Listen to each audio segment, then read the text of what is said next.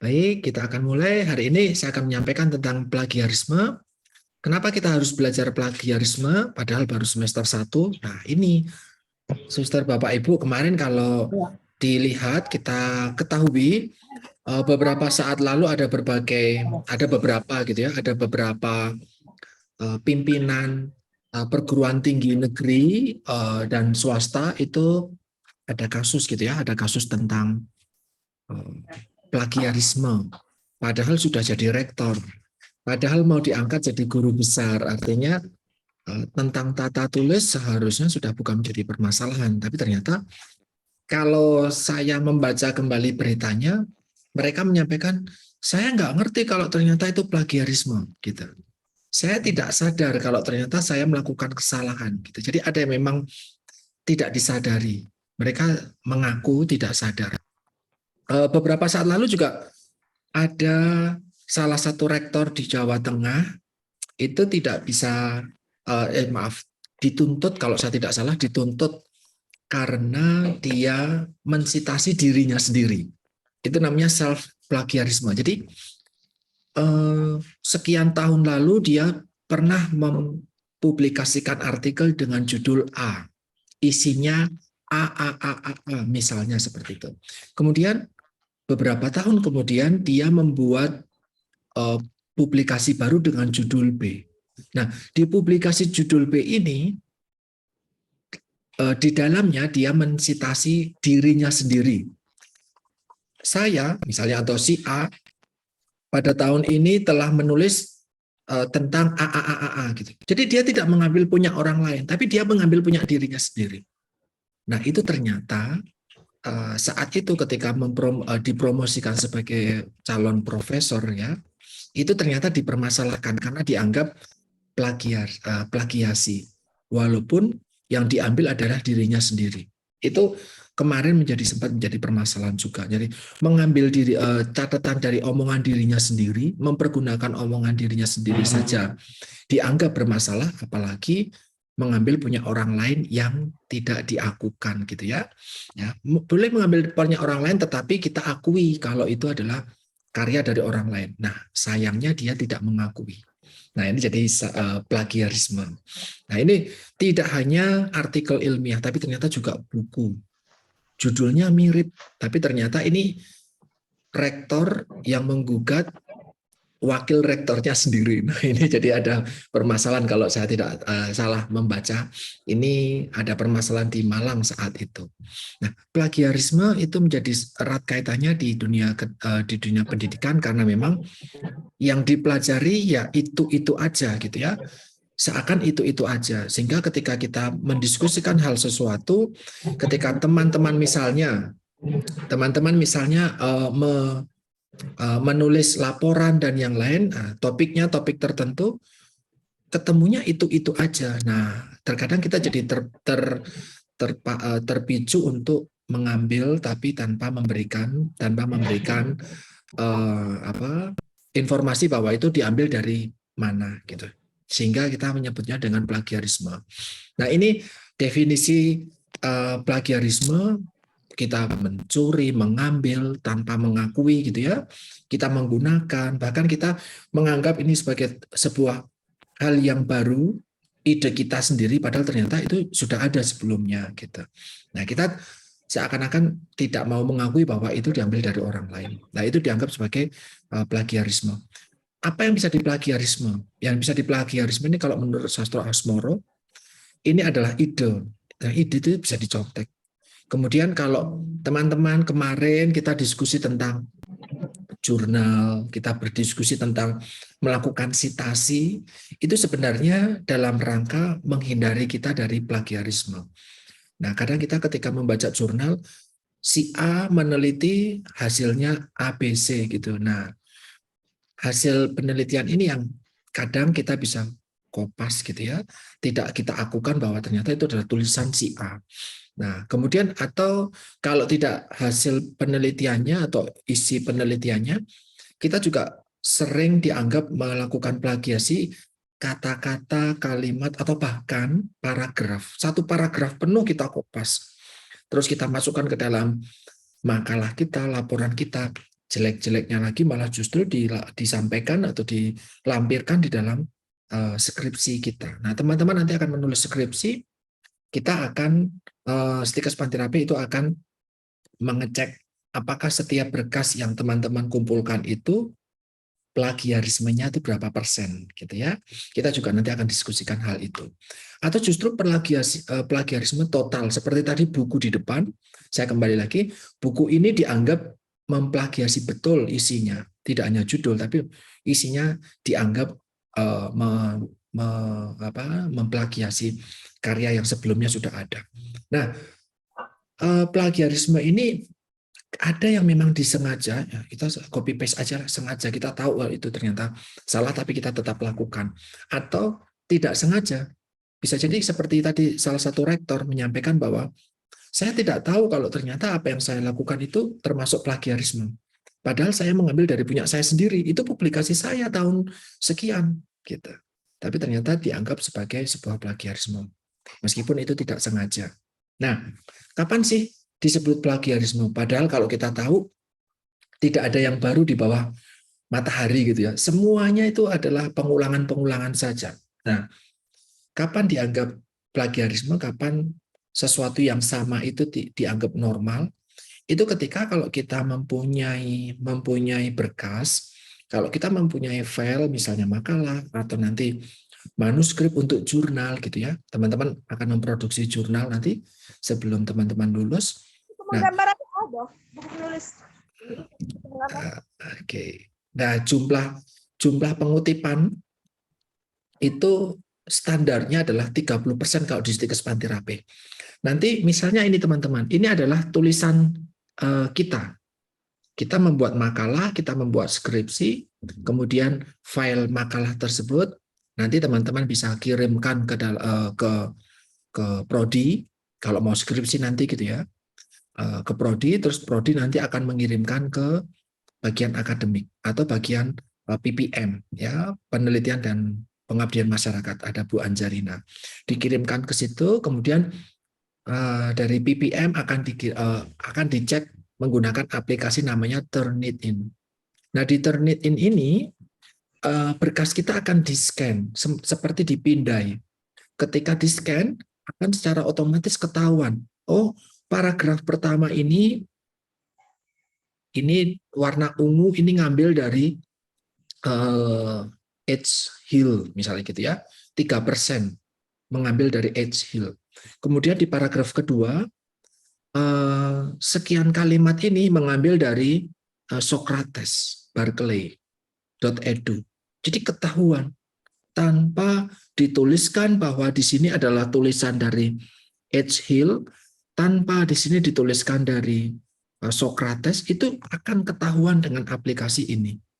Nah, ini sama persis nih, samanya 3% samanya. Kemudian yang nomor 2 ini dianggap sama dengan dari website www.anti-esai. Nah, ini dianggap sama. Nah, nanti dalam satu berkas, misalnya teman-teman mengumpulkan makalah, mengumpulkan skripsi, mengumpulkan laporan misalnya, misal ada 10 halaman atau 100 halaman, secara total itu nanti akan ada berapa sih yang sama, nanti akan dilihat di sini persentasenya. Overall similarity index. Nah, Stikes Panterapi memberi kelonggaran bahwa batas maksimal adalah 30%. Jadi kalau teman-teman nanti skripsinya memiliki kesamaan 29% itu masih boleh. Tapi yang jadi permasalahan adalah ketika teman-teman nanti menulis laporan, menulis skripsi gitu ya, ketika dicek dengan Turnitin, ternyata presentasinya lebih dari 30%, nah, tidak bisa dimasukkan ke dalam repositori di perpustakaan. Teman-teman harus merevisinya lagi. Kenapa? Karena dianggap lebih dari 30% bagian dari berkas yang teman-teman kirimkan itu ternyata mencontek tanpa memberikan informasi bahwa itu diambil dari orang lain, gitu ya. Artinya benar-benar mencontek tanpa memberikan informasi, atau kita sebutnya sebagai plagiarisme. Nah, ini yang perlu dihindari. Kenapa? Karena makan waktu, memalukan, itu sebuah kriminal gitu ya. Bahkan kalau di contoh depan tadi, kasus-kasus tersebut dibawa sampai sampai ke ranah hukum gitu, karena dianggap mencuri dalam tanda kutip. Nah, kalau teman-teman sebagai mahasiswa ketika mau laporan, skripsi dan yang lain, barangkali tidak sampai dipecat gitu ya, kecuali skripsinya 100% nyontek gitu ya. Itu nanti akan ada sanksi akademik tersendiri. Hanya saja permasalahannya kalau saya boleh mengambil kasus yang tahun kemarin, saya di prodi sarjana gizi itu ketika menguji skripsi, membaca laporan mahasiswa, saya melihat bahwa ini sepertinya kok bahasa-bahasa yang tidak asing ya. Kalimat-kalimat yang disusun ini kok mirip, saya kok familiar dengan tata cara menulis yang seperti ini. Sedangkan saya kenal betul mahasiswa saya, di mana dia sepertinya kurang begitu pintar dalam mengolah kata dan kalimat menjadi sebuah kalimat yang sangat bagus. Sehingga saya melihat ini sepertinya nyontek nih. Kemudian saya menyampaikan bahwa ketika di sidang, di seminar proposal saat itu saya menyampaikan bahwa tolong ini di paraphrasing. Kalau tidak di paraphrasing, kamu akan susah nanti ketika mau yudisium, mau kelulusan, karena pasti akan menggunakan aplikasi untuk mengecek kamu melakukan plagiarisme atau tidak. Dia mengakui bahwa iya itu saya kopas dari si A, saya kopas dari si B, gitu ya. Meskipun di dalam tulisannya mereka menuliskan bahwa iya itu tulisan si A, itu tulisan omongan dari si B, dia menuliskan itu. Tetapi saya melihat bahwa ini makalah ini, skripsi ini skripsinya si A dan si B atau skripsi kamu gitu. Itu skripsi saya, Pak. Tapi kenapa di dalam satu berkas skripsi malah tulisannya si A dan si B saja. Tidak ada tulisanmu sama sekali. Tidak ada hal yang kamu bisa melakukan dengan bahasamu sendiri, itu tidak ada. Semuanya hanya sekedar kopas-kopas gitu. Nah, ketika dia melakukan penelitian, ketika dia selesai dan kemudian sampai di sidang akhir saat itu, saya melihat bahwa kok kayaknya nggak ada perbaikan ya. Padahal ketika ujian proposal saya sudah ngomong bahwa silakan ini diperbaiki, karena kalau tidak akan mempersusah dirimu sendiri. Ketika sidang akhir itu ternyata juga masih sama. Maka komentar saya sama, ini tolong diperbaiki. Kalau tidak diperbaiki akan mempersusah dirimu sendiri. Dan ternyata betul teman-teman sekalian bahwa ketika dia dinyatakan lulus, ketika sidang skripsinya sudah selesai, dinyatakan lulus, kemudian dia mengurus syarat yudisium saat itu. Salah satu syarat yudisium saat itu, syarat wisuda saat itu adalah mengumpulkan laporan yang sudah direvisi dengan hasil Turnitinnya di bawah 30%. Saat itu harus mengumpulkan itu. Nah, dia memasukkan sesuai prosedur gitu ya. Berkas laporan dia kirimkan ke kami, kemudian dari pihak kampus itu memberikan hasil Turnitinnya. Dan betul dugaan saya bahwa hasil Turnitin dia menunjukkan angka 89%. Artinya apa? Hampir 100% isi laporan skripsinya plagiarisme, melakukan plagiasi, mencontek. Nah, 80%. Sedangkan saat itu wisuda tinggal syarat pengumpulan berkas wisuda tinggal beberapa hari lagi. Dan melakukan revisi 100 halaman itu bukan hal yang mudah. Nah, akhirnya sampai dia waktu itu sampai masuk rumah sakit dan dibantu oleh teman-temannya untuk menyelesaikan ini. Kalau enggak ya enggak wisuda. Saat itu sampai seperti itu teman-teman sekalian. Untuk membuatnya menjadi di bawah 30% dari 89. Saat itu dilakukan revisi. Pak sudah saya revisi, oke dicek lagi dengan Turnitin. Maaf masih 60%. Revisi lagi, aduh mana lagi yang bisa direvisi. Kemudian direvisi lagi, maaf masih 40%. Akhirnya direvisi sampai kalau saya tidak salah 4-5 kali. Baru tembus angka 28%. Ketika tembus angka 28%, oke silahkan itu di print, kemudian diberikan ke pihak perpustakaan. Nah, baru saat itu dia baru mulai sudah bisa mulai untuk mengajukan syarat-syarat untuk wisuda. Saat itu seperti itu. Jadi aplikasi ini tidak bisa dibohongi. Dan teman-teman kalau semakin sering membaca jurnal, artikel, teman-teman akan menjadi lebih familiar. Ini bahasa. Oke, sinyal saya agak terganggu. Semoga suara saya kembali masuk. Teman-teman kalau sering membaca jurnal, teman-teman akan tahu dan familiar dengan ini, sepertinya bahasa bukan bahasa kita gitu ya. Ini bahasa orang lain, ini tipikal penulisan orang lain, dan saya harus melakukan sesuatu kalau mau mengambil tulisan itu untuk dijadikan referensi di dalam tulisan kita. Nah, salah satunya adalah dengan melakukan yang akan kita ini ya, cara menghindari plagiarisme. Kalau memang mau melakukan mengambil tulisan dari orang lain, karya orang lain, ini tidak masalah gitu ya. Tidak masalah, tetapi silahkan dicatat baik-baik. Kita ngambilnya dari mana? Apa judulnya, siapa yang menulis, siapa publikasinya, tahun berapa publishnya, kemudian halaman berapa, itu semuanya dicatat metadatanya. Kita kemarin sudah belajar tentang Mendeley. Teman-teman bisa dipermudah betul dengan Mendeley itu tadi. Otomatis Mendeley akan melakukan analisis metadatanya. Tapi kalau ternyata Mendeley tidak berhasil mendetailkan metadatanya, teman-teman bisa mengeditnya. Yang penting adalah teman-teman mengakui bahwa kalian mengambil dari situ. Itu yang penting. Dan setelah mengakui, ya teman-teman menuliskan, gitu ya, menuliskan karya tulisan tersebut diambil dari siapa dan yang lain, atau dengan teknik pengutipan yang benar. Nah, seperti saya sampaikan kemarin, Stikes Panterapi menggunakan teknik pengutipan atau gaya selingkung atau sitasi menggunakan gaya APA, gitu ya, American Psychological Association, yang digunakan di Stikes Panterapi. Jadi teman-teman silakan nanti di dalam menulis laporan, menulis penelitian, menulis skripsi, menulis karya ilmiah, atau apapun itu tugas-tugas, silahkan bisa mencoba untuk mengaplikasikan gaya tulisan APA. Nah, kita juga bisa menuliskan ini tadi, diambil dari sumber yang mana. Nah, sumbernya diambil dari mana gitu ya.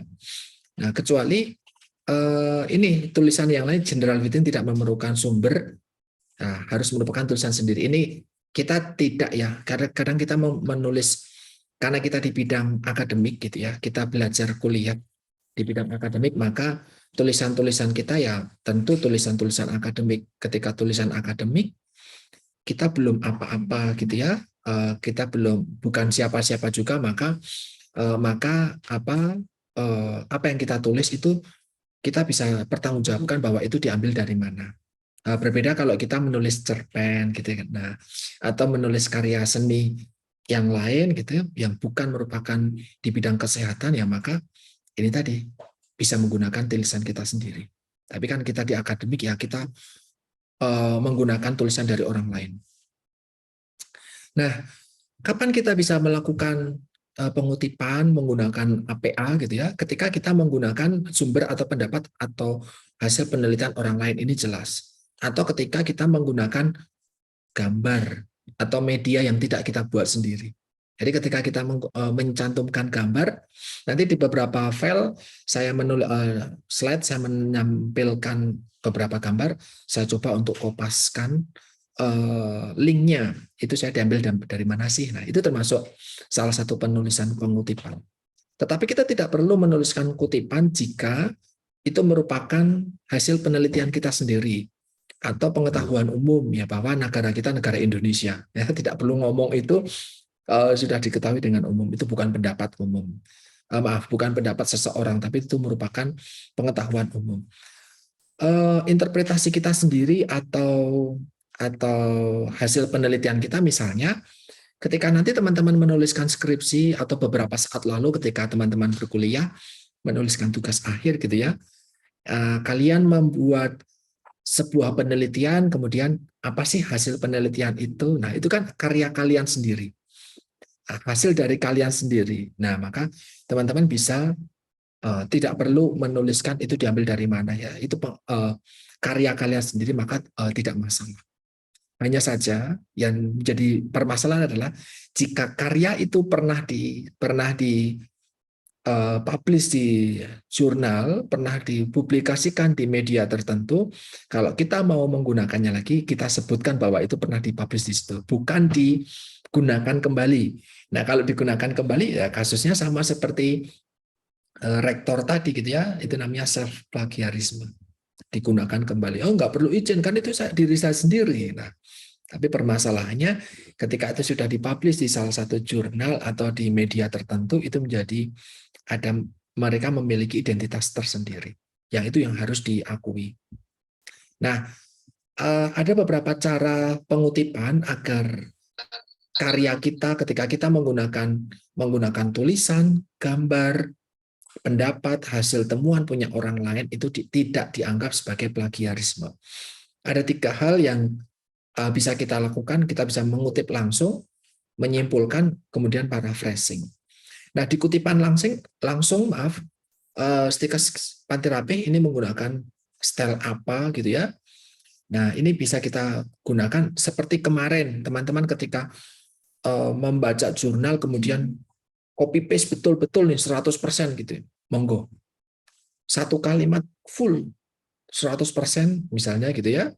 Nah, kemudian apa nih? Diambil dari mana dan yang lain. Nah, tetapi ketika mengambil data itu kita sampaikan bahwa ini diambil dari mana. Nah, ini bisa kita lakukan dengan kutipan langsung. Di sini disampaikan bahwa kutipan langsung jika pengutipan tidak dilakukan dengan menyimpulkan atau paraphrasing. Ya, paraphrasing apa? Itu nanti di bagian ketika kita akan diskusikan tentang paraphrasing atau mengganti atau mengisi dengan tulisan dengan gaya bahasa kita sendiri. Pemahaman kita sendiri.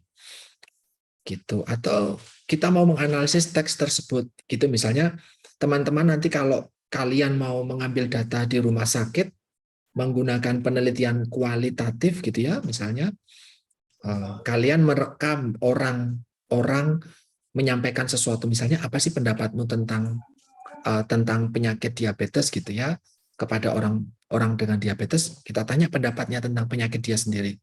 Kemudian kita rekam dan rekaman tersebut kita tuliskan misalnya. Gitu. Maka kita bisa menggunakan kutipan langsung. Itu tulisannya siapa, omongannya siapa, itu kita bisa tuliskan secara langsung. Nah, ketika tulisan tersebut itu muncul di dalam makalah kita, omongan orang lain kita gunakan sebagai bahan di dalam makalah kita, maka nanti di bagian daftar pustaka, kita tuliskan seperti ini. Ini daftar pustakanya kalau menggunakan apa style. Ya, tapi teman-teman tidak perlu menghafalkan ini ya, karena kita kemarin sudah belajar menggunakan Mendeley, jadi biarlah strukturnya penulis pertama, kemudian judul, kemudian dituliskan di buku mana, siapa yang menerbitkan, tahun berapa, halaman berapa, itu biar aplikasi saja yang menuliskan itu ya. Kita tidak perlu menuliskan itu, hanya saja kita ngambil dari mana, itu tulisan siapa, kita perlu sampaikan bahwa kita perlu akui juga bahwa itu adalah tulisan orang lain.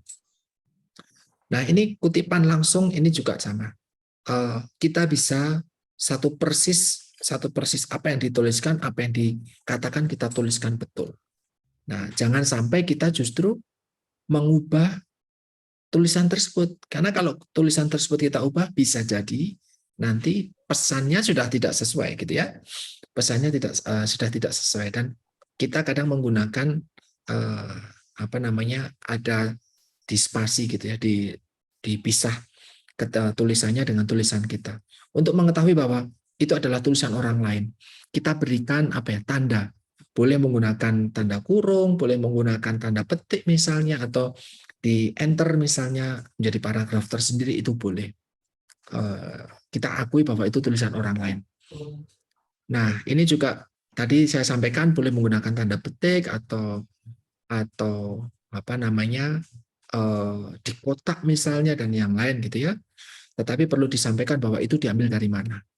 Ini yang sering sekali sepertinya nampak sepele, tetapi teman-teman nanti ketika sudah membuat tugas, ketika nanti teman-teman sudah tidak lagi berkuliah tentang strategi belajar, teman-teman sudah kuliah, ada mata kuliah langsung, teman-teman pasti akan sering sekali. Silakan buat makalah, silakan buat uh, review jurnal dan yang lain.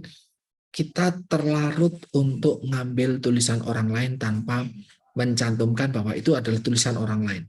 Seakan-akan itu tulisan kita. Nah, ini kita terbuai untuk itu, dan ya, itu yang menyebabkan sering sekali mahasiswa copy paste, ya gitu ya.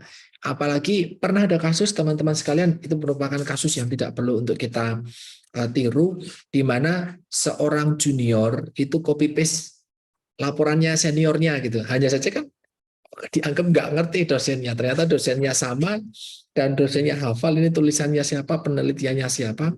Itu ternyata mengambil punya kakak kelasnya. Ya sudah, kalau kayak gitu sudah tentu sudah sanksi akademik, bukan lagi plagiarisme aja, tetapi sudah melakukan sebuah tindakan yang salah. Teman-teman, sebenarnya selain plagiarisme ada hal lain yang perlu kita waspadai juga, tentang fabrikasi data. Memang tidak disampaikan di dalam kuliah atau materi hari ini tentang fabrikasi. Fabrikasi artinya kita mengarang gitu ya, mengarang datanya. Sering ketika teman-teman mungkin diminta untuk ke lapangan mencari data, untuk melakukan skripsi, mendapatkan data itu tidak gampang. Kita diminta untuk mencari misalnya 20 orang atau 30 orang penyakit diabetes misalnya. Yang kita dapat selama 2 minggu di lapangan, kita cuma dapat 25 atau 26. Kita masih kurang beberapa lagi. Nah, kadang kita jadi terpicu untuk melakukan fabrikasi data. Kita ngarang datanya seakan-akan betul. Nah, itu juga termasuk sebuah kesalahan di dunia akademik yang perlu kita hindari. Meskipun ini disampaikan setiap tahun di berbagai mata kuliah, khususnya strategi belajar di setiap prodi, tetapi selalu ada kasus-kasus plagiarisme dan fabrikasi data. Artinya teman-teman, kita sebagai akademisi, sebagai dosen ataupun juga sebagai mahasiswa perlu berhati-hati gitu ya, tidak uh, tidak uh, tidak mudah untuk melakukan itu, karena bisa jadi kalau teman-teman mahasiswa merasa itu sepertinya aman-aman saja, nanti ketika kami menggunakan aplikasi atau kami juga ternyata sudah terbiasa membuat kasus-kasus tersebut, kita jadi tahu itu sebenarnya tulisan siapa. Nah, selain tadi pengutipan, kita menggunakan gaya APA, kita juga bisa membuat simpulan gitu ya. Kalau simpulan, teman-teman ketika teman-teman membaca penelitian, kalian bisa mengambil simpulan apa dari tulisan tersebut. Itu juga boleh dilakukan. Misalnya, ini yang sedang muncul di tempat saya, ada foto, ada Mbak Yosi Agung. Oh, ternyata Mbak Yosi Agung ini pernah menuliskan sesuatu penelitian tentang diabetes. Misal, pasien diabetes itu ternyata pola makannya ABCDE, misalnya. Mbak Yosi Agung menemukan itu. Nah, saya mau mengambil karya dari Mbak Yosi Agung ini. Maka saya bisa sampaikan bahwa Mbak Yosi Agung pada tahun 2018 melakukan penelitian di mana ternyata pola makan seorang dengan diabetes dipengaruhi oleh ABCDE, misal seperti itu. Kalau kita membaca dengan lengkap tulisannya Mbak Yosi Agung yang pernah dipublikasikan, ya itu tadi semuanya. Dan kita tinggal merangkumnya saja. Nah, gitu ya. Jadi itulah penyimpulan. Tetapi tetap bahwa saya menyampaikan bahwa itu adalah tulisan dari Mbak Yosi Agung. Bukan tulisan saya sendiri, bukan pengetahuan saya sendiri gitu ya. Meskipun apa yang disampaikan dengan Mbak Yosi Agung, saya tidak menganggap itu sebagai sesuatu yang umum gitu ya. Saya harus menyampaikan bahwa itu betul-betul tulisannya Mbak Yosi Agung. Walaupun kita tahu bahwa itu sudah sesuai teori kok. Teori juga bilang kayak gitu, tapi tidak, karena kita mengambilnya memang dari Mbak Yosi Agung. Itu akan menghindarkan kita dari persentase dari Turnitin tadi yang makin besar angkanya. Itu bisa nanti menurunkan itu.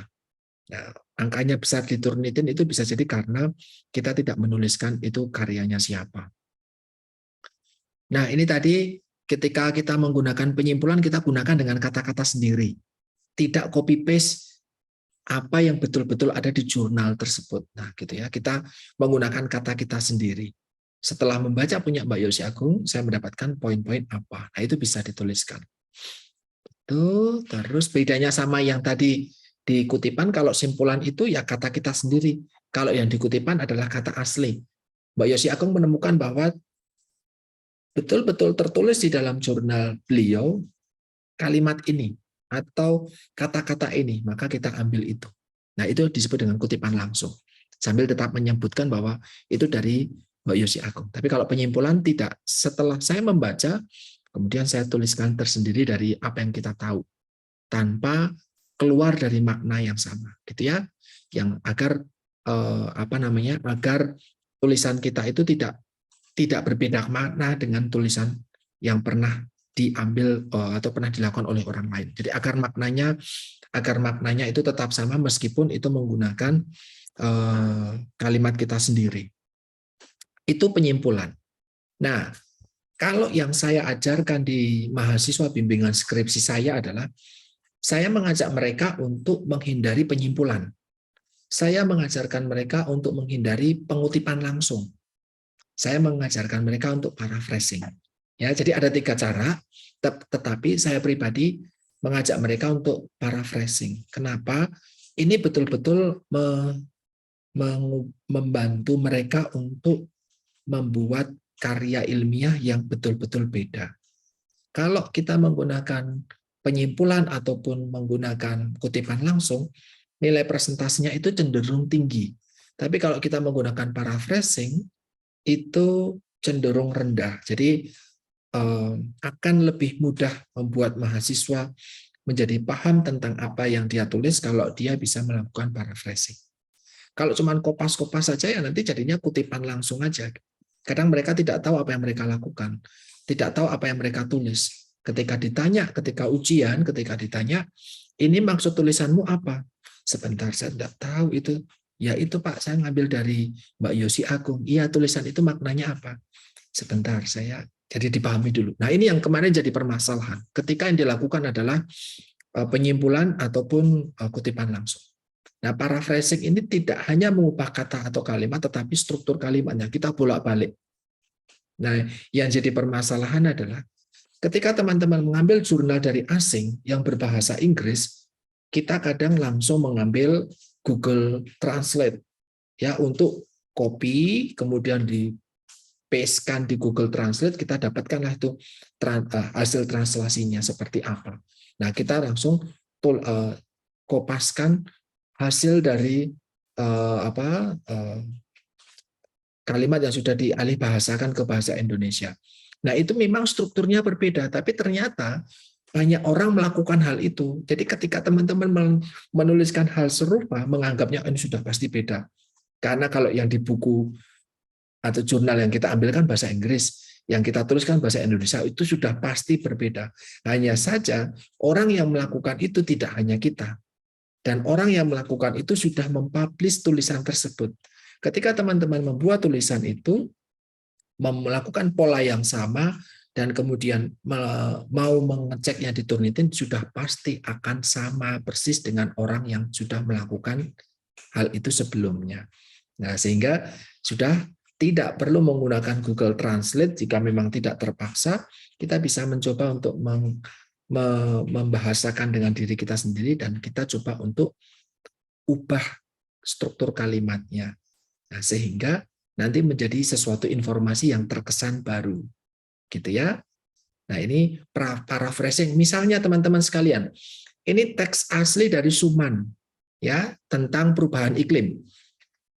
Tertulis di jurnal asli ya, di jurnal asli namanya jurnalnya adalah New England Journal of Medicine, halaman sekian, tahun sekian, volume sekian.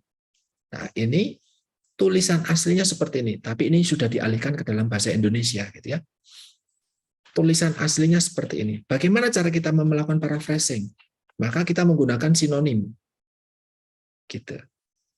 Atau kita bisa menggunakan struktur kalimatnya kita ubah. Misalnya ya teman-teman, seperti kekeringan, curah hujan yang berlebih, dan banjir dapat menyebabkan epidemi penyakit menular melalui air. Dalam hal ini karena sanitasi yang buruk. Gitu ya.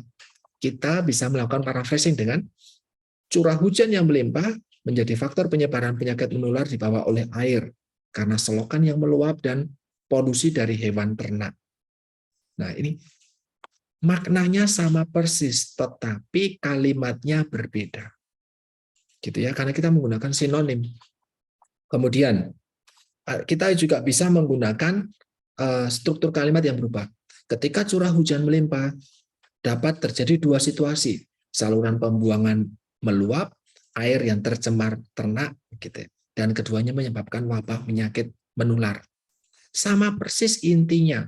Ketika kita menyampaikan hal ini, orang yang membaca tulisannya akan menangkap informasi yang sama. Tetapi tulisan yang diproduksi itu sangat berbeda. Ini maka similaritasnya 0. Ya, sangat-sangat rendah similaritas. Nah, ini kalau saya pribadi, saya mengajarkan mahasiswa bimbingan skripsi saya untuk melakukan paraphrasing. Ketika melakukan paraphrasing dan mereka berhasil, maknanya tetap sama, meskipun dengan sinonim ataupun struktur kalimat yang berbeda, maka ketika ditanya di dalam sidang skripsi, mereka bisa menjawab dengan baik karena sudah tahu betul Schumann ini menulis tentang apa. Gitu ya. Nah, ini teman-teman dari Prodi Nurse diharapkan nanti ketika membuat penelitian, membuat laporan tulisan misalnya laporan praktek ataupun membuat makalah, coba belajar menggunakan sinonim atau struktur kalimat yang diubah, merupakan paraphrasing ya. Itu cara teman-teman untuk terhindar dari revisi hanya karena Turnitin-nya masih tinggi, 30%.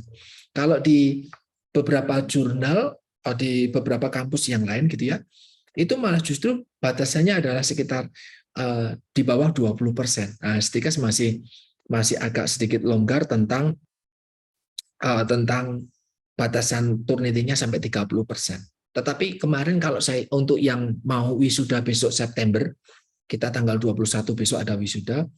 Kalau di prodi kami, dari prodi saya di prodi gizi, itu kemarin ada Turnitin yang masih cukup tinggi gitu ya, 35 atau sampai 40%. Nah, ini mereka harus melakukan revisi dulu. Rata-rata akhirnya ya sampai ke 25%. Nah, yang jadi permasalahan kalau kita menggunakan jasa dari Stikes Panterapi, ya kita kan semua prodi, khususnya keperawatan dan prodi sarjana gizi, nanti berkas skripsinya atau laporan akhirnya itu tadi nanti akan dikirim ke prodi atau ke PPM, ke bagian unit penelitian gitu ya, untuk dicek similaritas indeksnya dengan menggunakan Turnitin. Nah, yang akan disampaikan ke mahasiswa hanya persentasenya saja. Itu yang jadi masalah. Hanya persentasenya saja. Oh, masih sudah 30%, oh masih 35, oh 40. Tapi tidak diberitahu yang sama yang mana untuk kita revisi gitu ya. Berbeda dengan tadi ketika saya akan kembali lagi sebentar ke atas. Berbeda kalau kita punya aplikasi sendiri, kita jadi tahu, oh ternyata ini ketahuan nih. Warna ungu ngambil dari nomor 3, warna hijau ngambil dari nomor 4, warna pink ngambil dari nomor 2. Maka kita bisa lebih fokus memanfaatkan waktu yang tersisa sebelum wisuda untuk melakukan revisi di kalimat-kalimat yang memang teridentifikasi sama dengan karya-karya yang sudah ada sebelumnya di internet. Ya, ini secara otomatis tersambung ke internet untuk mengetahui ini diambil dari mana. Maka kita bisa tahu sama persis. Yang jadi masalah, yang jadi masalah adalah kita cuma dikasih tahu berapa persennya. Ini cuma di capture aja. Ini di screenshot, tapi bagian angka ini aja. Silahkan Mbak Fitri, ini angkamu 19%. Silahkan Mas, siapa angkamu masih 35%. Itu aja. Tanpa diketahui mana yang harus dilakukan. Sehingga itu makan waktu betul untuk teman-teman mahasiswa kemarin mengecek seakan-akan semuanya salah dalam tanda kutip. Sehingga semuanya diganti. Kalau semuanya diganti, waktunya habis. Padahal yang harus diganti hanya beberapa saja. Nah, maka kemarin saya menyampaikan ke teman-teman mahasiswa, ini trik gitu ya, yang mendapat restu oleh prodi. Karena memang mempermudah betul teman-teman gitu ya. Triknya adalah seperti ini. Nah, Kalian sudah punya berkas, mahasiswa sudah punya berkas, ya silakan berkasnya ini diuji turnitinkan secara mandiri. Nah, bagaimana Pak? Saya nggak punya aplikasi ini karena beberapa aplikasi Turnitin itu berbayar teman-teman. Nah, sangat jarang yang gratis. Ya ada tetapi jarang gitu ya. Barangkali crack-crackan gitu ya, teman-teman harus mendownload secara ilegal. Nah, harus berbayar. Nah, karena harus berbayar, saya menyampaikan di Shopee ada, di toko-toko online ada. Bayarnya itu cuma sekitar 5.000 sampai 15.000 saja untuk sekali menguji. Nah, itu kan bukan hal yang berat. Nah, ketika diujikan gitu, mereka akan mendapatkan hasilnya screenshot-nya ini tadi. Jadi tahu, oh ini sudah 19% dan yang sama bagian ini, bagian ini, bagian ini ya. Jadi mahasiswa tersebut bisa merevisi sesuai dengan bagian yang memang harus direvisi. Itu lebih mempermudah. Nah, kemudian setelah dilakukan revisi, mahasiswa kembali mengujikan lagi secara mandiri dan ternyata oh sudah aman, sudah di bawah 30%. Nah, berkas yang sudah direvisi dan sudah diyakini aman inilah yang pada akhirnya dikirimkan ke prodi atau dikirimkan ke bagian PPM untuk dicek oleh mereka gitu. Jadi sudah pasti hasilnya nanti sama. Oh kalau sudah dicek secara mandiri di toko online gitu ya, kita beli jasa mereka 10.000 atau 15.000 sudah ketahuan 19%, maka nanti ketika digunakan resmi oleh Stikes Pantirape dicek ya 19%, tidak perlu revisi lagi. Sudah aman, tidak makan waktu dan tidak membuang waktu lagi. Itu yang kemarin saya coba triknya ke teman-teman mahasiswa karena memang waktu yang mereka punya untuk melakukan revisi itu sangat-sangat pendek. Teman-teman mungkin sekarang masih belum terpikir hal itu karena skripsi masih lama. Laporan atau penelitiannya masih lama, itu masih beberapa semester lagi. Tapi silahkan teman-teman, kuliah ini bisa diingat betul, kalian akan pakai nanti ketika akhir. Sekarang mungkin belum, tapi nanti pasti akan terpakai betul. Ya, ini adalah tadi tentang paraphrasing. Nah, cara membuat paraphrasingnya, teman-teman, ini ada 6 langkah gitu ya untuk membuat paraphrasing. Kira-kira mana nih yang mau diubah gitu ya. Dan hati-hati teman-teman, jangan sampai ketika kita mengubah struktur kalimatnya, mengubah kata-kata yang ada di situ untuk kita cari sinonimnya, itu jangan sampai ternyata tulisan kita itu malah berbeda makna. Itu jangan sampai seperti itu. Jadi perlu diperhatikan dengan baik. Itu yang kemarin merupakan keterampilan yang cukup susah buat teman-teman mahasiswa kami karena memang tidak terbiasa melakukan paraphrasing. Yang terbiasa banget ya kutipan langsung, copy paste, kemudian sebutkan namanya siapa, tahunnya berapa, itu aja. Tapi ya itu tidak membantu kita untuk menjadi lebih kritis dengan apa yang kita tulis. Nah, ini teman-teman kemarin kita sudah menggunakan salah satu teknologinya Mendeley untuk mengatur reference gitu ya, mengatur berkas-berkas yang kita gunakan. Jadi pertemuan kita hari ini mempelajari tentang Turnitin, mempelajari tentang plagiarisme, itu tidak bisa dipisahkan dengan kemarin ketika kita menggunakan Mendeley dan penulisan referensi. Keduanya itu saling terkait. Kalau di dalam penulisan, di dalam tata tulis, di dalam melakukan kutipan, kita belajar untuk tidak melakukan plagiarisme, dicek sudah sangat berbeda ataupun sekian persen perbedaannya itu menggunakan Turnitin, dan pertanggungjawaban kita secara akademik di dalam gaya tulisnya menggunakan APA, dan di bagian daftar isinya, daftar pustakanya, kita bisa minta bantuan Mendeley untuk menyusunkan sesuai dengan kutipan yang kita gunakan di Stikes Pantirape. Teman-teman, ini bacaan lebih lanjut untuk bisa dibaca lebih lanjut tentang bagaimana itu plagiarisme. Itu yang bisa saya sampaikan ke rekan-rekan sekalian.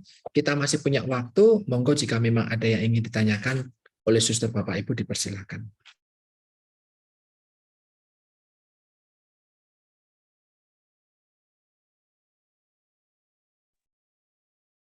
Maaf Pak, saya mau tanya Pak. Silakan Ibu Yosi, monggo. Tadi selain menghindari plagiarisme yang lakukan parafrase, terus cantumkan sumber dengan tempat, terus menulis daftar pustaka itu, apakah ada faktor-faktor lain Pak yang biar kita bisa untuk menghindari plagiarisme itu? Saya menangkapnya lebih ke parafrase, mencantumkan itu sama pakai alat tadi loh Pak. Apakah ada faktor yang lain? Baik. Kiat-kiat yang lain gitu. Terima kasih. Baik, terima kasih Bu Yosi. Sebenarnya kalau kita belajar tentang teorinya, ya itu tadi ya Bu Yosi, ya ada 3. Kutipan langsung, kita akui bahwa itu adalah tulisan orang lain, omongan orang lain, gambar atau karya punya orang lain, kita akui. Kita gunakan tulisan tersebut, kemudian kita akui bahwa oh ini tulisan A atau ini tulisan si B. Tahun sekian, tahun sekian. Kalau tidak bisa, kita baca, kemudian kita bahasakan, alih bahasakan, kita menggunakan penyimpulan tadi, atau dengan paraphrasing. Nah, sebenarnya Ibu, itu teorinya hanya itu aja, hanya 3 itu aja. Tetapi yang jadi masalah adalah ketika Ibu, kita semua gitu ya, mempunyai mencari sesuatu, misalnya sebentar, saya coba untuk beri contoh. Ketika kita mencari literatur, nanti kelas tentang mencari literatur sepertinya juga dengan saya, dan itu belum jadwalnya ya. Ketika kelas mencari literatur, ini kita misalnya hari ini kita mau belajar tentang, kita masuk ke Google, kita mau belajar tentang diabetes. Diabetes, kemudian kita mau cari jurnal gitu ya. Jurnal PDF. Nah, kita coba ambil salah satu jurnal misalnya ini. Nah, ini dari UNES ya. Kita ambil jurnal dan ini Bapak Ibu sudah langsung terdownload faktor-faktor yang berhubungan dengan kepatuhan diet rawat jalan diabetes di Kota Semarang oleh Dita Wahyu Hestiana. Di sini kita bisa menuliskan bahwa misalnya kita baca jurnal nih, dapat tugas dari dosen, misalnya dari Bu Anjarina. Silakan teman-teman nurse mencari faktor-faktor apa yang mempengaruhi orang diabetes itu disiplin atau tidak di dalam makan, misalnya kayak gitu. Nah, kalian mencari jurnal, ketemulah jurnalnya si Dita ini. Nah, di dalam jurnal Dita ini ketika teman-teman membaca, wah ini bagus banget nih, semua datanya ada nih, misalnya gitu ya. Nah, yang sering orang lain, mahasiswa saya khususnya gitu ya, yang sering mahasiswa saya gunakan adalah ketika dia membaca seperti ini, dia menemukan bahwa oh ternyata IDF, International Diabetes Federation, prevalensinya tuh 1,9 dan ini. Kalian bisa lihat nih, si Dita ini juga melakukan sebuah plagiarisme kalau menurut saya pribadi. Kenapa? Karena sebenarnya dia mengambil dari Bustan, tapi sebenarnya Bustan mengambil dari IDF.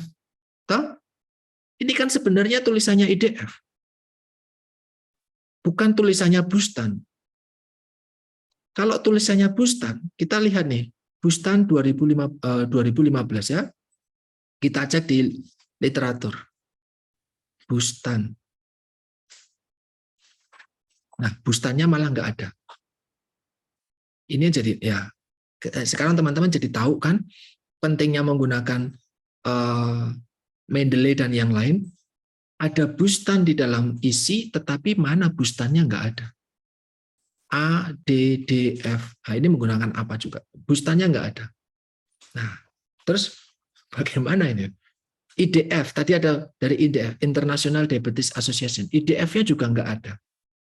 Padahal di situ dia menuliskan dari IDF katanya, dan dari Bustan tadi. Nah, tapi ternyata nggak ada. Nah, ini salah satu temuan gitu ya. Nah, ini kalau teman-teman terbiasa membaca jurnal akan sering nemu nih kasus-kasus kayak gini. Ini jelas ini Kopas. Kopas dari siapa? Dari Bustan. Tapi ternyata Bustan nggak dimasukkan. Nah, yang merupakan kesalahan kalau menurut saya adalah ketika kita menyampaikan bahwa ini adalah tulisannya IDF. Tahun berapa misalnya, ini tahun 2013 gitu ya misalnya. Dan mereka prevalensi diabetes di dunia itu 1,9. Kalau saya mengarahkan mahasiswa untuk menulis dari IDF langsung, jangan dari Bustan. Caranya bagaimana? Kalau sudah tahu ini adalah IDF 2013, maka kita cari di Google, gitu ya. Kemudian, sebentar. Kemudian kita cari di sini ada IDF. IDF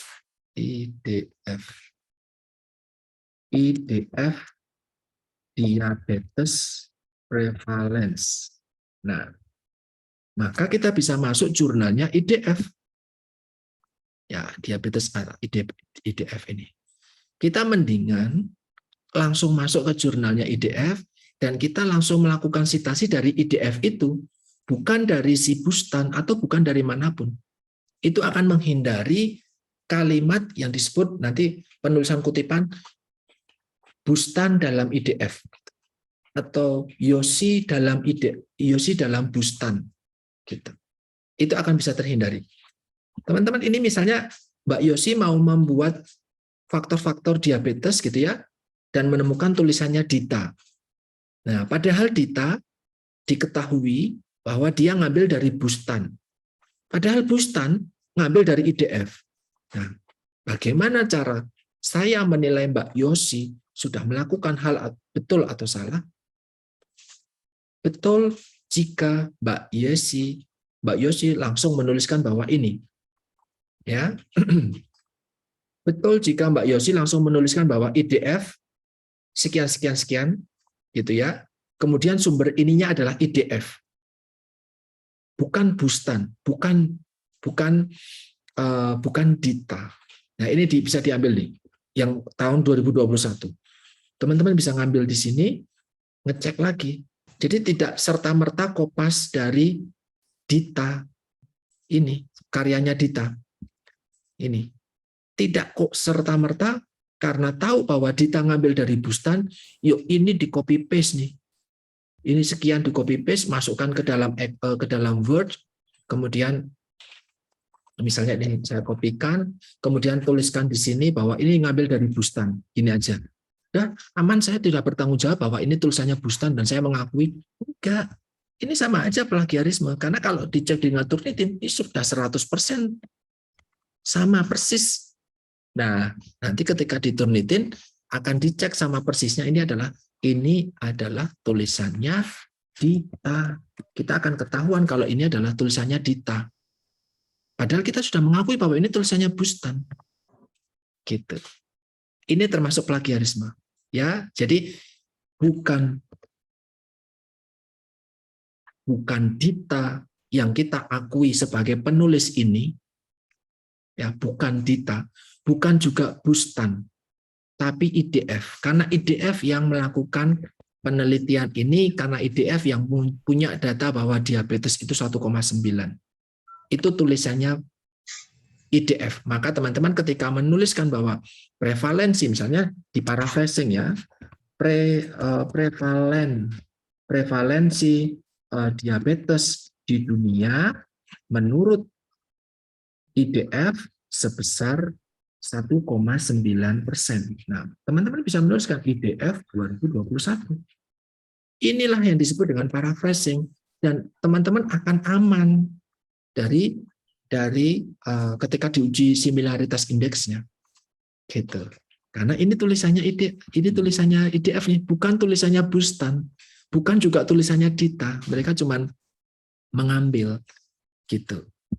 Nah, terus kalau kita punya jurnalnya Dita, apa yang bisa kita ambil dari Dita? Yang bisa kita ambil dari Dita adalah faktor-faktor ini. Maka kalau kita mau menggunakan tulisannya Dita adalah yang memang dia temukan. Apa itu? Kadang kita bisa temukan di bagian hasil. Nih, bagian hasil. Atau di bagian simpulan. Ini biasanya ada di bagian paling bawah. Saya coba scroll paling bawah. Nah, inilah tulisan asli punya Dita. faktor-faktor yang berhubungan dengan kepatuhan apa aja. Nah, ini coba di bagian simpulan. Nah, ini mungkin ini di sini mungkin ya. Di sini bahwa ternyata tingkat pengetahuan yang kurang ini akan menghambat. Inilah tulisannya Dita. 100% hasilnya Dita. Jika Mbak Yosi diminta oleh Ibu Anjarina, coba kalian mencarikan faktor-faktor, cari jurnal yang mendukung temuan kalian gitu. Maka mendownload jurnalnya Dita, kemudian tahu bahwa Dita meneliti tentang faktor-faktor, tulisan Dita salah satu faktornya adalah tingkat pengetahuan. Maka Mbak Yosi bisa menuliskan tingkat pengetahuan kurang, ini nanti tapi di paraphrasing ya. Nah, ini nanti di paraphrasing, harus di paraphrasing, jangan di sama persis. Kemudian Mbak Yosi boleh menuliskan ini Dita 2021 misalnya. Inilah tulisannya Dita sendiri. Bukan tulisannya IDF, bukan tulisannya Bustan. Tapi ini masih kutipan langsung. 100% punyanya Dita. Kalau dicek dengan Turnitin 100% similar dengan punyanya Dita. Maka yang harus kita lakukan adalah paraphrasing. Apa paraphrasingnya? Maka ini sampaikan bahwa Dita melakukan penelitian di Semarang menunjukkan bahwa kepatuhan diet diabetes dipengaruhi oleh tingkat pengetahuan. Nah, ini terus baru ditulis nih, Dita 2021. Inilah paraphrasing yang tidak mungkin orang sama persis, kecuali kemampuan paraphrasing kita sudah sama dengan punya orang lain. Jadi ini kemungkinan besar itu akan di bawah 30%. Karena kita sudah membaca punyanya Dita, kita akui bahwa ini punyanya Dita, tapi kita melakukan paraphrasing. Tidak akan berbeda. Ketika kita membaca ini, maknanya sama. Gitu. Ini pun sebenarnya kalau dicek bisa jadi sudah diketahui orang lain, dan bisa jadi nanti similar dengan punyanya orang, tetapi tidak akan similar dengan punyanya Dita. Mungkin akan similar dengan punyanya Ahmad tahun 2022. Karena ternyata Ahmad juga mensitasi punyanya Dita dan cara dia menuliskan itu sama persis dengan ini. Gitu. Nah, hanya saja kan kita tidak hafal gitu ya. Di dalam internet itu mereka orang-orang menulis seperti apa ya kita tidak tahu. Maka kita menggunakan aplikasi salah satunya Turnitin untuk ngecek apakah tulisan ini sudah ada di internet atau belum. Nah, tetapi yang kita cek bukan satu kalimat, tapi satu berkas langsung. Nah, bisa jadi itu berhalaman-halaman. Ini perilaku yang sering banget saya temui di mahasiswa saya. Mereka mencari literatur misalnya, silahkan kamu cari dong, saya misalnya tanya gitu ya, prevalensi diabetes di Indonesia itu berapa? Gitu. Oh iya Pak, gitu. Dia temukan nih jurnalnya Dita ini. Kemudian disampaikan di sini, oh ternyata prevalensi diabetes di Indonesia itu tahun 2013 itu 2,1 Pak. Siapa yang ngomong? Dita. Kamu ngambil dari mana? Dita. Oh ya, ya padahal kita tahu Dita tidak meneliti tentang prevalensi diabetes. Dita meneliti tentang faktor-faktornya. Dia mengambil tentang prevalensi diabetes di Indonesia 2013 2,1.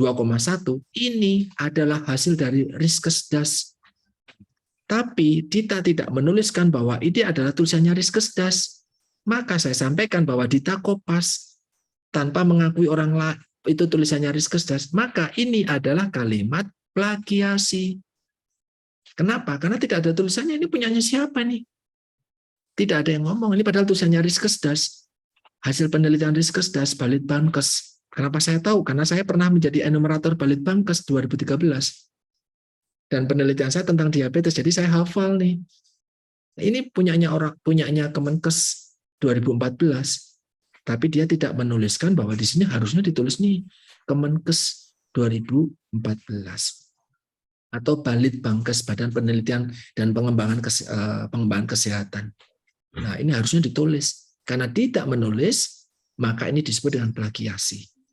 Nah, teman-teman diharapkan tidak menulis ini sebagai sumber bahwa diabetes mellitus di sini misalnya, diabetes mellitus di Indonesia itu 2,1% 2,1% di tahun 2013 dan meningkat dari 2007. Nah, ini terus kalian menuliskannya dengan Dita 2021. Salah. Karena yang melakukan penelitian ini adalah Balitbangkes, bukan Dita.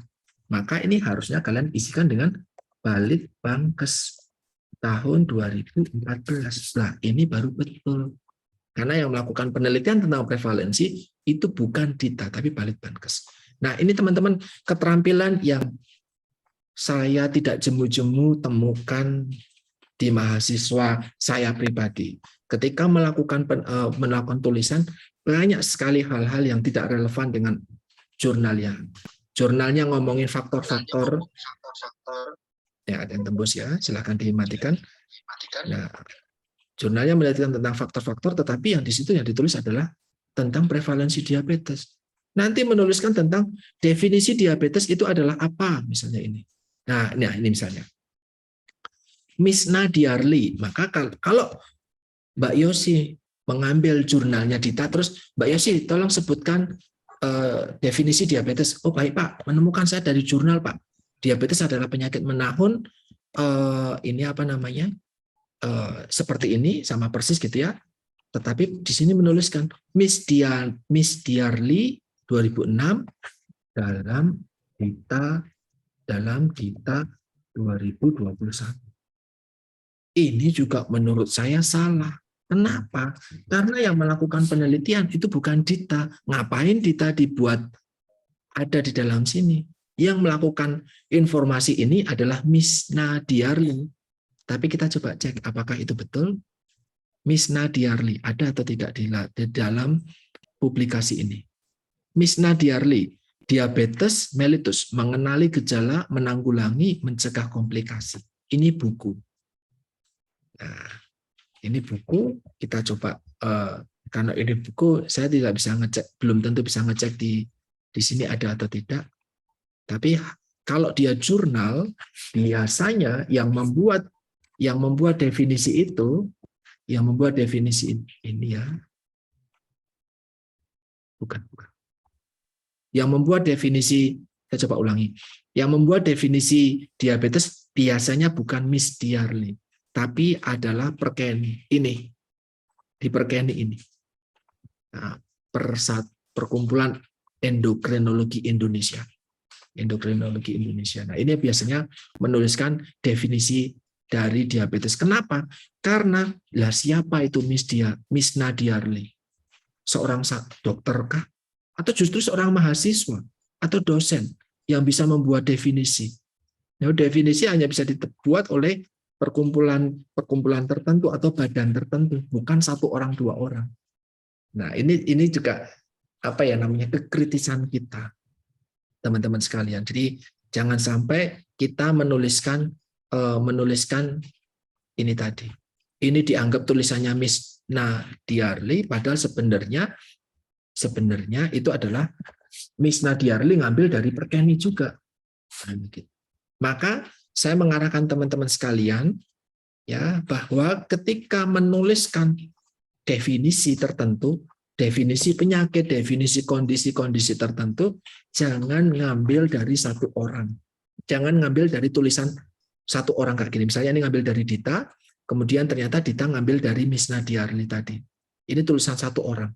Mendingan jangan. Teman-teman bisa cari mungkin Kementerian Kesehatan, mungkin perkumpulan-perkumpulan dokter tertentu, mungkin WHO. Nah, itu lebih bisa dipertanggungjawabkan definisinya. Meskipun yang didefinisikan di sini tidak salah. Ya, di atas 126 itu betul Pak, iya. Tetapi yang menentukan bahwa diabetes itu di atas 126 itu bukan Miss Nadiarli. Itu adalah perkumpulan endokrinologi. Itu adalah misalnya WHO misalnya gitu ya. maka kita sampaikan bahwa itu adalah tulisannya WHO. Nah, yang saya sampaikan kembali, yang sering kita dapatkan adalah, ya ini, oh ini penting nih, Kompas yang ini penting juga nih. Oh ternyata, apalagi misalnya, oh IDF ini dunia. Oh kemudian juga WHO nih, 50 pasien. Ini juga dari mana nih? Dari mana? Apakah si Dita melakukan penelitian atau apa? Ini data laporan WHO. Harusnya di sini ditulis WHO. Karena ini temuannya WHO. Kalau nggak ditulis, namanya plagiasi. Gitu. Nah ini termasuk hal-hal plagiasi. Mbak Yosi, apakah bisa membantu memberikan penjelasan?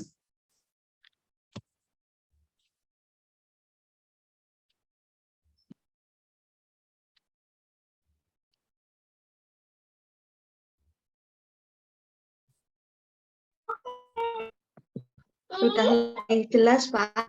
Oke, mohon maaf kalau tadi mungkin suara saya sempat putus-putus karena tadi ada notifikasi kalau saya sering sinyalnya juga rendah. Saya matikan kamera saya ya biar tidak jadi putus-putus. Oke, apakah teman-teman sekalian ada yang masih belum paham? Monggo bisa disampaikan mana yang tadi mungkin terputus di bagian mana? Pak, izin bertanya, Pak. Silakan, Bu Francisca.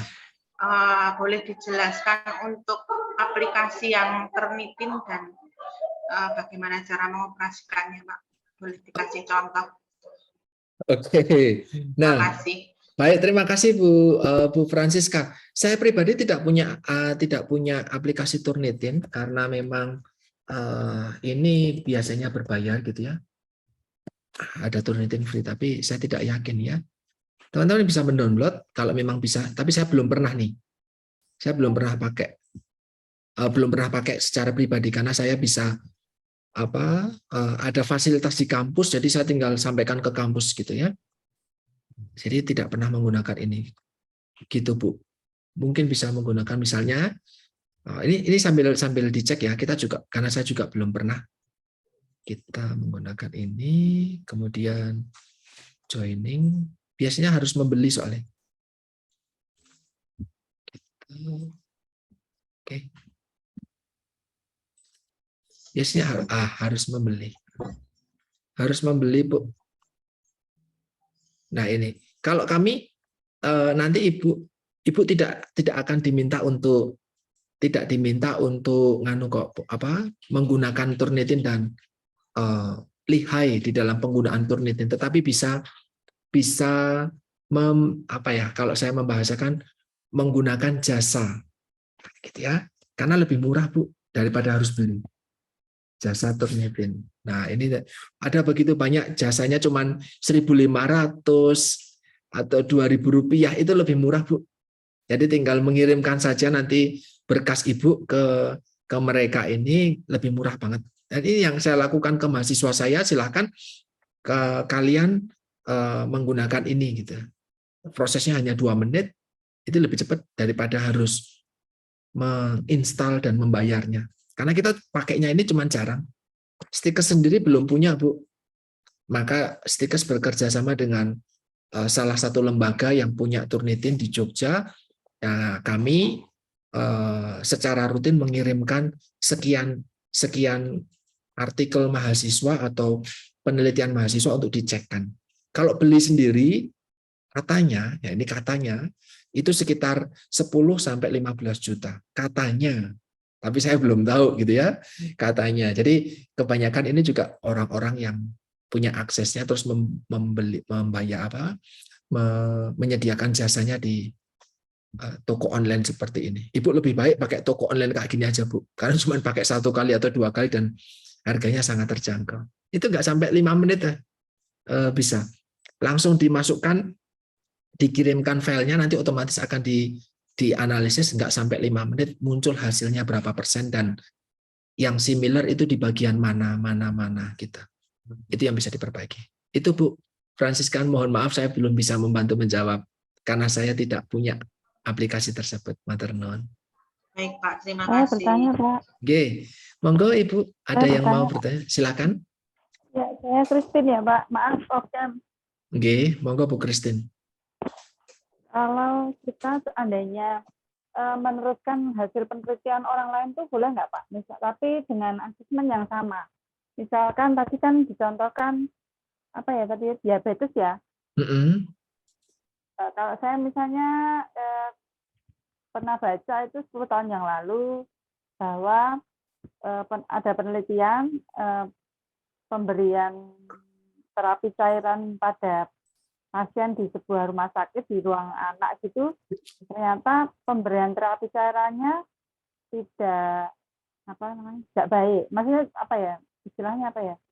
Tidak sesuai standar pemberian cairan sesuai standar operasional pemberian cairan pada pasien demam berdarah.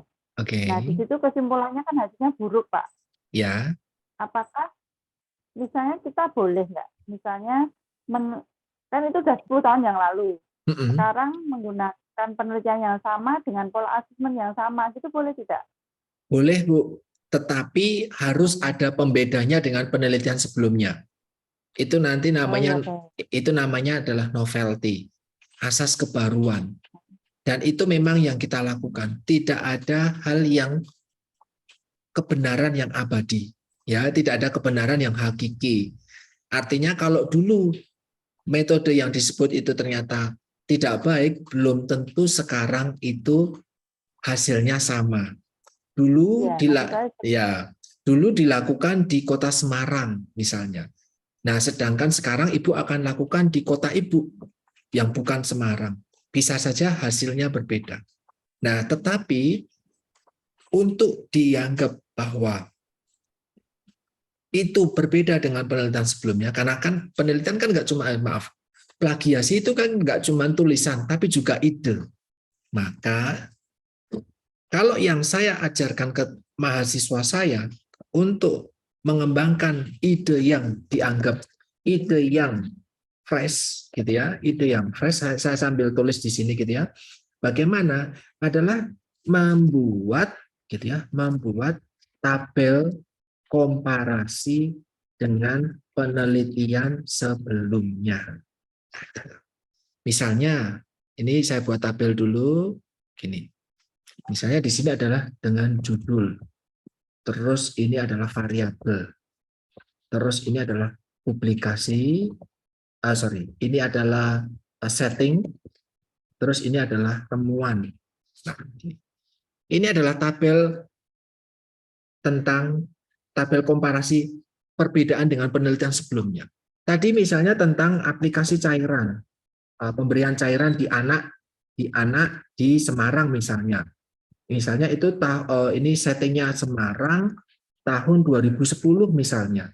Variabelnya ini tentang anak, tentang cairan misalnya gitu. Terus tentang apa lagi. Apa temuannya? Temuannya ini, kemudian buruk misalnya gitu ya. Misalnya. Kemudian mungkin ketika Ibu melakukan mencari literatur yang lain gitu ya, mencari ide-ide serupa tentang pemberian cairan di anak, barangkali Ibu juga menemukan hal yang serupa. Saya coba kopaskan. Pemberian cairan tapi bukan di anak, di dewasa. Dan bukan di Semarang, misalnya di Jogja. Nah, ini variabelnya adalah dewasa, kemudian mungkin cairan, misalnya ini di Jogja, misalnya, dan ini tahun 2021, temuannya baik, misalnya, atau cocok, atau apa, misalnya kita. Kemudian menemukan lagi, tapi bukan anak, bukan dewasa, tapi misalnya adalah lansia dengan diabetes. Sama-sama di Semarang, temuannya lansia dan yang lain, misalnya di Semarang, ini misalnya ini juga baik. Nah, ide Ibu mau melakukan apa? Yang beda apa dengan yang di Semarang? Yang beda apa dengan di dewasa? Yang beda apa dengan yang di lansia ini? Jangan sampai sama persis. Kalau sama persis, itu namanya duplikasi. Duplikasi penelitian. Jadi tidak boleh dilakukan itu malah. Jadi harus dicari apa sih yang membedakan? Misalnya, Ibu pernah dapatkan yang anak doang, dewasa doang, dan lansia dengan diabetes. Barangkali Ibu mau tertarik dengan dewasa dengan Misalnya dewasa dengan HD. Misalnya pemberian dewasa dengan HD. Tapi ibu bisa mengacu pemberian dewasa di Jogja. Ibu bisa mengacu dengan lansia di Semarang. Ibu juga bisa menggunakan literaturnya di anak. Gitu. Nah, karena ibu benar-benar berbeda. Tidak 100% berbeda, tetapi juga tidak 100% sama gitu. Dengan yang dewasa ini bedanya apa? Nanti di sini harusnya tambah satu lagi ya. Ini adalah pembeda. Nah, kalau di ini pembedanya adalah respondennya. Ya, respondennya. Karena respondennya anak, ibu responnya dewasa. Kemudian bedanya dengan dewasa kan sama-sama dewasa. Oh, sorry, ini misalnya pasien kritis, dewasa kritis. Nah, adalah juga dengan respondennya. Maka sudah berbeda banget karena ini dewasa kritis, ini dewasa dengan HD. Ide ibu ini, ide ibu. Ide baru. Nah, dewasa dengan HD. Kemungkinan ada penelitian serupa yang menggunakan aplikasi di anak yang HD. Ini juga berbeda, Ibu, karena Ibu menggunakan dewasa, penelitian sebelumnya juga menggunakan anak. Tapi mungkin ini bukan di Semarang, tapi mungkin di Amerika. Nah, respondennya beda, settingnya beda. Mungkin juga variabelnya juga beda. Cairan dan misalnya apa, misalnya dan diet. Ini juga variabelnya beda. Maka cara agar kita tidak melakukan duplikasi, karena kita kadang nggak ngerti ya. Kalau kita tidak melakukan duplikasi adalah dengan, kalau saya di UGM saat itu ketika kuliah, saya diminta untuk membuat tabel komparasi dengan penelitian sebelumnya. Sehingga saya menyampaikan ke dalam bimbingan ke para pembimbing saya bahwa ide saya baru, tapi apa buktinya? Buktinya adalah saya menemukan 4 penelitian sebelumnya yang mirip-mirip nih sama penelitian saya tentang cairan. Nah, apa bedanya? Oh, kalau penelitian sebelumnya tentang anak dan anak dengan HD, tapi itu di Semarang dan di Amerika. Ada juga tentang dewasa, tapi yang satunya dewasa kritis, yang satunya lansia di Semarang dan di Jogja. Lah, kamu mau apa? Oh, kalau saya dewasa dengan HD di Jakarta. Loh, emang apa bedanya? Ya beda. Karena kalau dewasa sama anak, metabolismenya berbeda. Daya terimanya berbeda. Terus pasien normal dengan pasien HD, tentu fisiologisnya berbeda. Bisa jadi fasilitas di kota Semarang, rumah sakit di Semarang dengan rumah sakit di Jakarta, kemungkinan fasilitasnya berbeda. Jadi saya mau mengecek apa betul aplikasi cairan pada orang dewasa dengan HD di Jakarta itu hasilnya baik atau buruk. Saya nggak tahu nih. Kalau kita melakukan sama persis, saya mau sama persis nih. Idenya anak di Semarang gitu, mau sama persis. Anak di Semarang. Kalau berbedanya adalah dulu 2010 itu buruk, saya nggak tahu nih di 2021, di 2022 ini baik atau tetap buruk. Nah, yang membedakan dulu dengan sekarang apa? Kalau metodenya sama, lokasi Semarangnya sama, rumah sakitnya sama, respondennya juga usianya sama, variabelnya pemberian cairan juga sama. Lah terus bedanya apa? Kalau nggak ada bedanya, itu disebut dengan duplikasi. Nah, ketika duplikasi nggak boleh. Ini mirip seperti dengan ide penelitiannya mahasiswa kami 1 tahun yang lalu. Dia sudah sangat bagus di dalam membuat proposal sampai di bab 3, sudah siap sidang. Tapi ternyata ketahuan bahwa dosennya saat itu mencari, coba kok saya ini penelitian ini tuh kayaknya nggak baru-baru amat ya. Penelitian tentang aplikasi cairan misalnya gitu ya. Kayaknya ini bukan ide yang baru, coba baca googling. Ternyata ketika googling itu variabelnya sama persis. Hanya saja tidak disadari oleh mahasiswa kami saat itu. Mahasiswa saya waktu itu nggak ngerti, karena ternyata searching literaturnya atau mencari literaturnya menggunakan media seperti Google dan yang lain, itu tidak dia lakukan dengan baik. Sehingga tidak tahu kalau ternyata penelitian dengan ide itu sudah pernah dilakukan sebelumnya. Jadi ya kami harus tegas, no, jangan duplikasi, silakan pakai ide yang lain. Atau kalau mau dengan ide yang sama seperti itu, bikin yang membedakan apa, dibikin bedanya apa, itu baru boleh. Tapi kalau tidak bisa, Bu, waktu itu kalau saya tidak salah itu dia bikin roti tapi dari ampas kelapa. Kalau saya tidak salah, bikin roti dari ampas kelapa. Dan ternyata itu sudah dilakukan sebelumnya. Oleh sekian tahun yang lalu sudah pernah dilakukan. Sama persis. Dan ternyata idenya juga ketemu sama persis. Tapi ya tidak bisa. Itu sudah pernah dilakukan. Itu Bu ya. Itu kalau itu dilanjutkan terus-menerus, tidak hanya duplikasi ide, itu semua isinya nanti sama persis. Sudah pasti. Gitu Ibu Christine. Pak, terima kasih ya Pak. Oke, ini karena kita di dunia kesehatan, lingkupnya kan sebenarnya itu aja.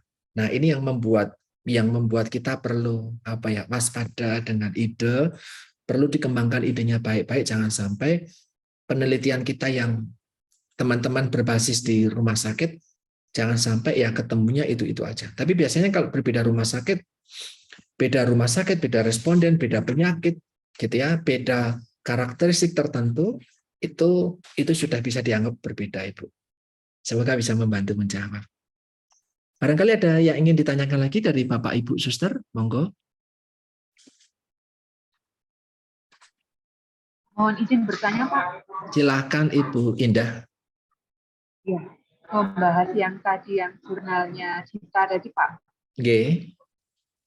Tadi kan sempat disebutkan bahwa sempat mengutip yang berdasarkan WHO, gitu kan, Pak. Ya. Penelitian bahwa DM itu bla bla bla bla bla. Ya. Tadi sempat ini Dita ini plagiat karena memang tidak mencantumkan mungkin di belakangnya kutipan mungkin WHO atau apa gitu kan Pak. Karena dia tidak menyebutkan. Terus kalau menurut saya apakah dengan menyebutkan bahwa menurut WHO diabetes mellitus adalah tidak itu sudah bukan apa namanya. Menurut saya apa itu sudah kayak pembenaran dari ditanya bahwa yang saya tuliskan ini berdasarkan WHO. Gitu. Oke. Jadi memang tetap di belakangnya harus tetap ditulis bahwa ini saya kutip dari sekian, meskipun di depannya sudah ada tulisan berdasarkan WHO gitu Pak. Terima kasih. Baik, terima kasih Bu. Saya coba ini ya. Sampaikan kalau di Stikes Panterape itu menggunakan apa style.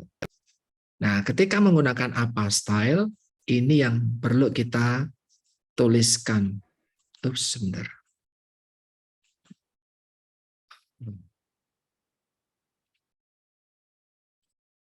Di bagian, sebentar saya salah. Kutipan apa style? Kutipan penulisan apa style. Nah, ini. Menggunakan apa style itu kalau kita menggunakan buku ya seperti tadi. Ada tanda kurungnya siapa gitu, Bu. Dan tahun berapa. Sebentar, saya kok salah mencarinya. Nah, kita coba cek. Saya pribadi tidak begitu hafal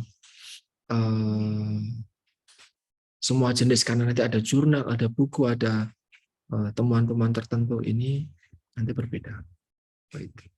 Saya kemarin menuliskan di mana ya? Saya coba buka materi yang kemarin. Saya menuliskan linknya.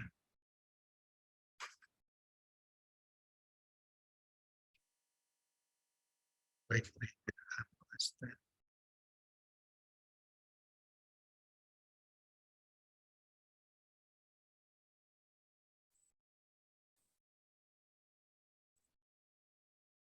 Nah, ini dia.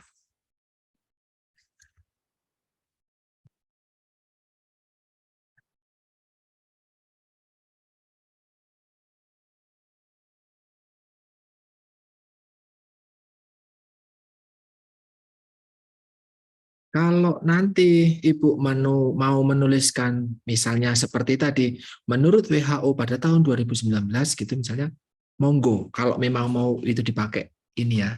Kalau seperti ini dipakai, tapi setahu saya ini laporan tahun 2013, bukan dari WHO-nya. Kalau mau menggunakan tipikal yang seperti itu, Ibu bisa gunakan seperti ini. Nah, ini. Nah, ini. Ini bisa karena tidak ditulis di depan. Maaf, tidak ditulis di belakang. Gitu. Nah, jadi ada dua jenis penulisan. Boleh menggunakan seperti ini, prevalensi diabetes menurut ini, temuan Bustan misalnya, atau gini, menurut Perkeni tahun 2011 seperti ini. Nah, ini harusnya, ini menurut saya ini belum lengkap, karena laporannya itu tahun 2003, publisnya tahun berapa? Kalau dia publisnya tahun 2004 misalnya, maka data laporan WHO dalam kurung 2004 untuk tahun 2003, misalnya WHO 2004, tahun 2003 menunjukkan bahwa ini. Karena apa? Prevalensi diabetes tahun 2003 itu 50 misalnya, maaf, datanya 50, tidak patuh. Tapi sebenarnya tulisan ini dipublikasikan tahun 2004 atau tahun 2005. Nah, kita menuliskan di dalam citasi ini, ya dia terbitnya tahun berapa. Gitu. Misalnya seperti tadi yang Indonesia ya, Riskesdas ya. Nah ini, Riskesdas itu terakhir 2018, sebelumnya adalah 2013. Nah, publikasi data Riskesdas 2013 memang dilakukan 2013, tapi publikasinya itu 2014. Jadi ketika kita menuliskan itu dari Balitbangkes 2014,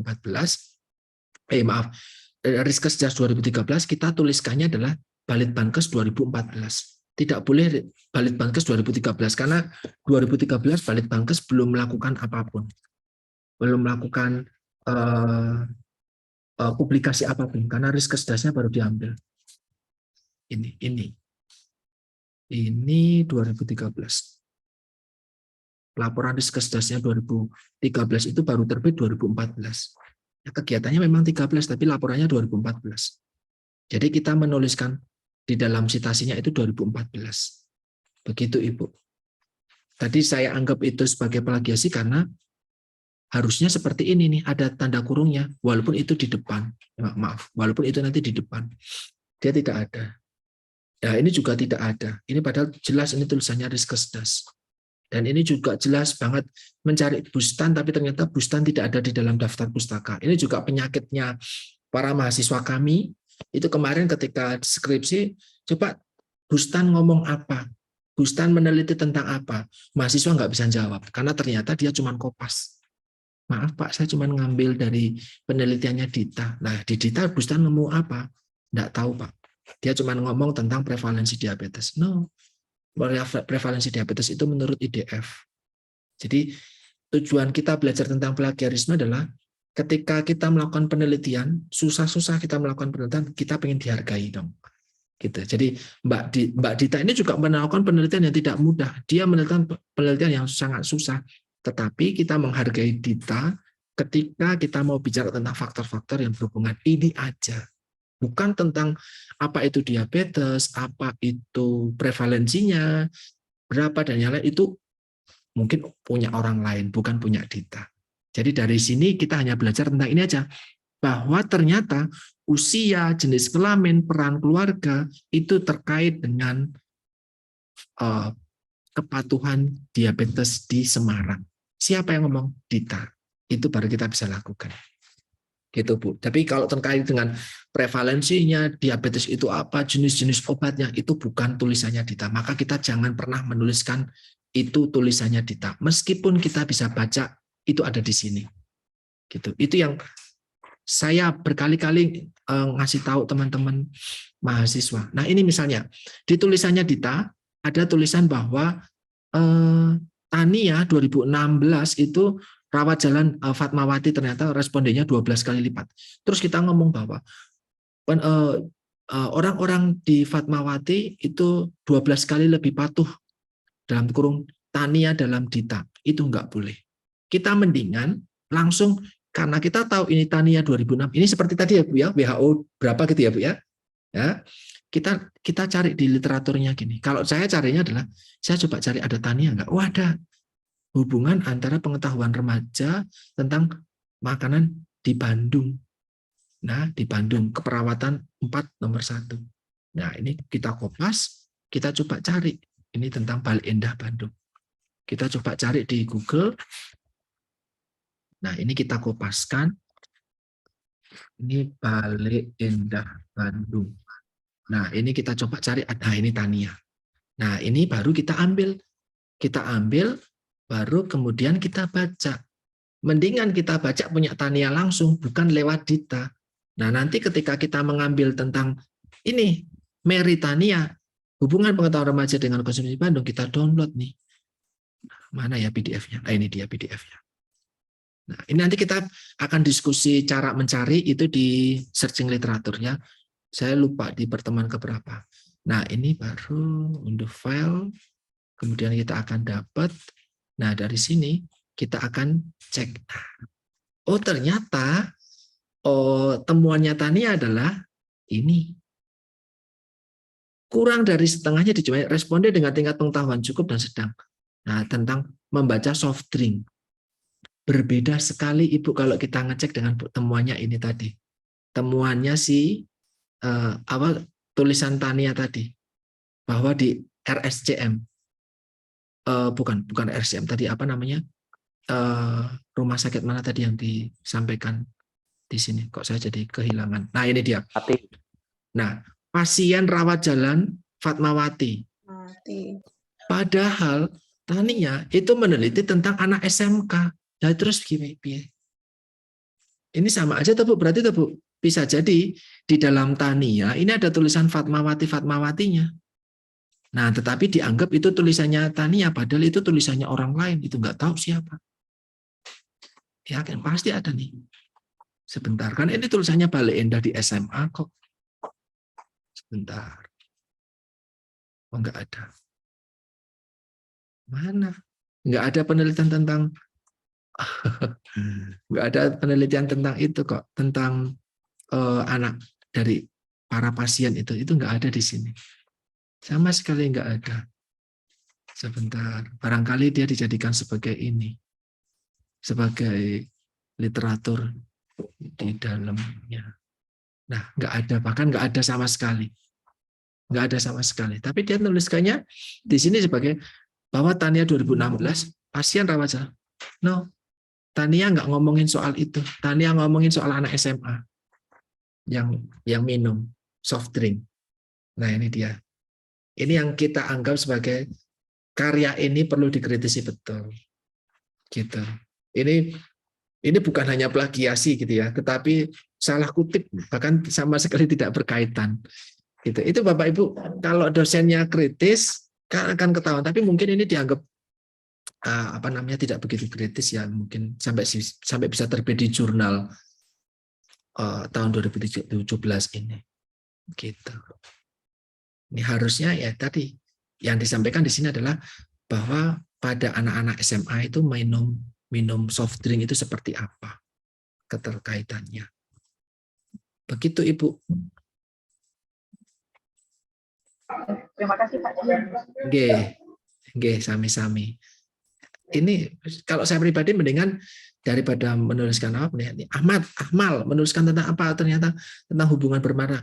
Mendingan saya tidak pernah mereken ini tulisannya Dita. Mendingan saya langsung cari punyanya Ahmal ini, kemudian saya akui bahwa malah penulisnya, bukan Dita.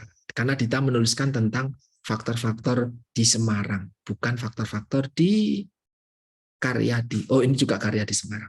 Ya, tapi bukan tapi ini di lansia. Seperti itu Ibu, Bapak Ibu Suster. Monggo, apakah ada yang ingin disampaikan, ditanyakan lagi? Itu sebenarnya itu merangkum mata kuliah tadi tentang metodologi penelitian dan yang lain gitu ya, tentang mencari jurnal, tetapi semoga itu jadi contoh untuk suster Bapak Ibu bisa lebih hati-hatilah di dalam mencari literatur. Jangan sampai nanti ke depan malah dipermalukan dan repot sendiri gitu. Gitu. Begitu, ada yang ingin ditanyakan barangkali? Sampun, kalau sudah, ini nanti saya akan upload ke dalam YouTube. Bapak Ibu Suster bisa mendengarkan kembali untuk barangkali jika ada penjelasan yang tadi mungkin belum sempat tersampaikan dengan baik. Karena kalau direkaman otomatis tadi yang katanya suara saya tidak begitu jelas, seharusnya akan terdengar lebih jelas lagi. Karena rekaman dari komputer saya sendiri. Kalau memang sudah tidak ada yang ditanyakan, sudah pukul 4:05, lebih 6 kalau di tempat saya, terima kasih 95 menit sudah teman-teman, suster, Bapak, Ibu sudah berkenan belajar bersama tentang plagiarisme. Semoga bisa membantu memberikan insight untuk membuat karya yang jauh lebih baik lagi di waktu mendatang. Matur nuwun, saya tutup. Terima kasih, berkah dalam, selamat sore, sehat-sehat terus untuk kita semuanya. Matur nuwun sangat. Terima kasih. Terima kasih, Pak. Terima kasih, Pak. Terima kasih, Pak.